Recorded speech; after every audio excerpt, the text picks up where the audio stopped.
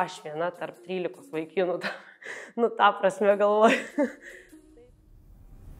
Pradėjau dirbti darant pertrauką gimnazijos metu, kai baigiau gimnaziją, ta prasme nežinojau, kur save realizuoti. Ir kad aukoti laiką veltui kažkur stojant, tai gal padarysiu pertrauką 1 metus ir tada stosiu. Ir kaip pradėjai dirbti ir matai, kad tas darbas tiesiog tau patinka dirbti su žmonėm, patinka domėtis pačiu apdirbimu medžio, tarkim, baldų konstravimu, surinkimu, priežiūra, kokybė. Tiesiog pamačiau, kad tai yra veikla, kuri man įdomu ir kur aš atradau save tiesiog. Tai tada jau galvoju, laikas yra nebeatidėlioti ir tiesiog stoti, mokytis. Aplamai, kai esi dirbantis ir kai daug kažką darai, kad jau, tu žinai, kaip tau reikia daryti, ta prasme, ir kaip visi daro, ta prasme, aplinkui ir tau, man, ne, bet pagal taisyklės reikia taip.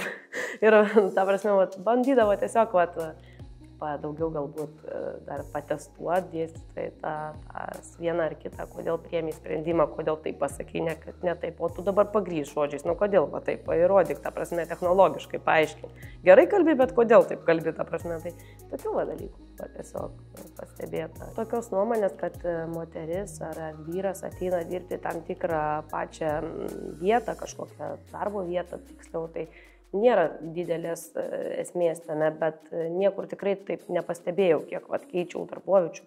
Ta prasme, tikrai šias pakeitus esu 3, tai tikrai niekur nesusidurė su tuo.